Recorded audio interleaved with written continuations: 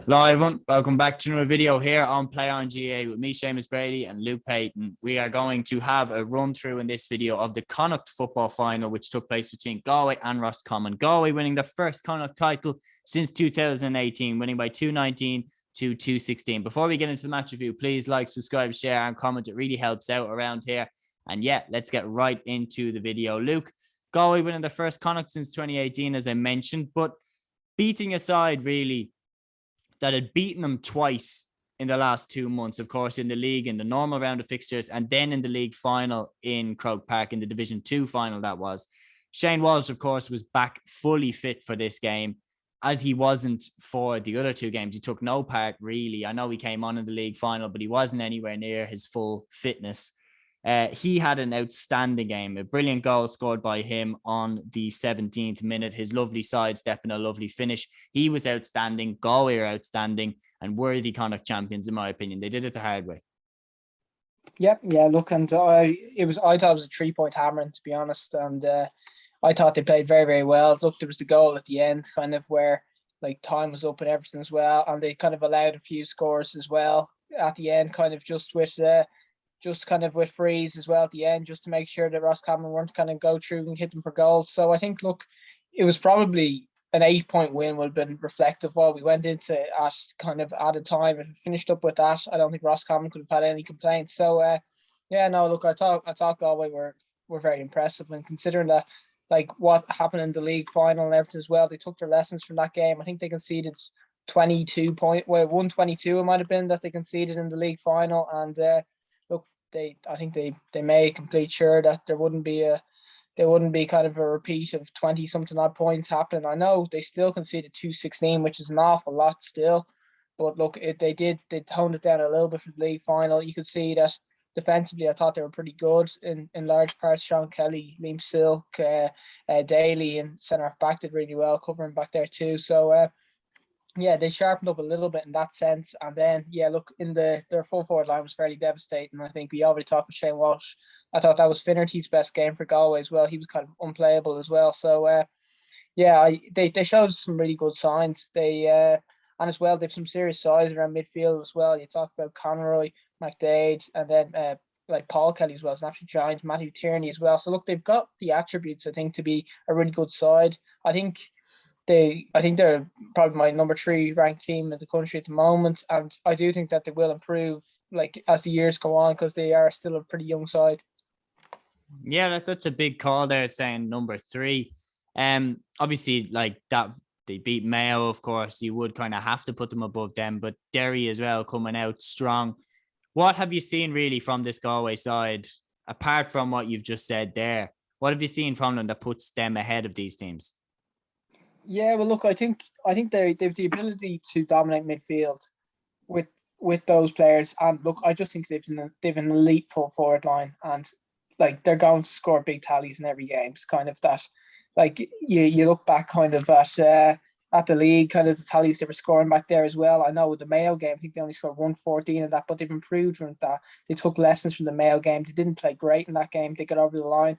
But I just think that they showed a lot more promise yesterday, and that if they can keep feeding that full forward line, I've already talked about as well.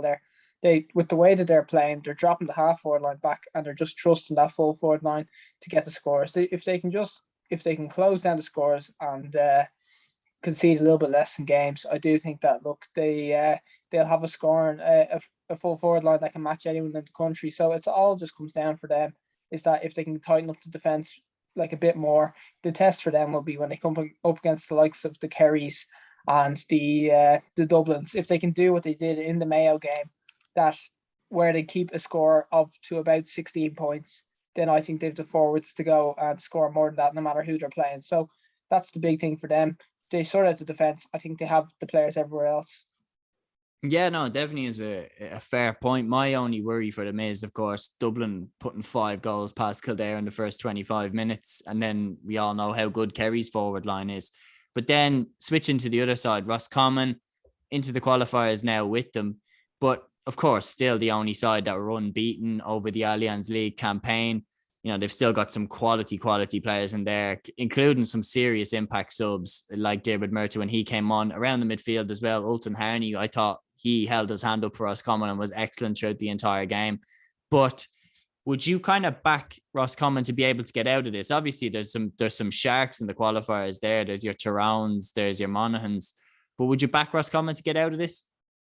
Yeah, I think they have a great chance. I think I wouldn't be writing them off after this as well. I do think that in a way, in the first half, I thought it was strange in that they were known in the league for their scoring efficiency, and everything they kicked in the league went over the bar, really. And just there was a lot of stuff in the first half, like uncharacteristic misses, and Enda Smith was going through for a goal as well, that all he had to do was lay it off to Nolan, and it was a certain goal, and the pass just didn't go as well. So I do think that if a few things like were done, if the execution was slightly better in the first half, they could have been maybe 4 or 5 up at halftime, and then it's a different game. So I do think that, look, on another day, if things clicked a little bit better, I think they could have been well in the game. Although, look, they were absolutely second best in the day.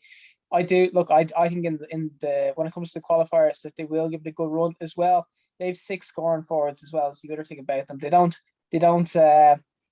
pick kind of players to do kind of set roles where they have to just get a certain amount of tackles in as well. They've picked 6 forwards that can all score, and then they're also still able to kind of get a few numbers back to help out the backs too. So that when you have that good forward line, look, I do think that on their day that they can match kind of they'll be able to match teams as well. They might just have to sharpen up a little bit more. I thought that the execution was just pretty poor. Like the ball into the full forward line kind of fell apart a fair bit as well.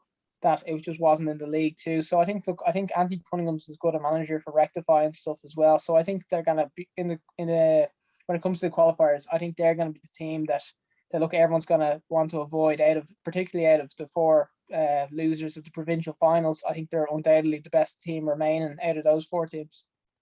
Yeah, I would agree.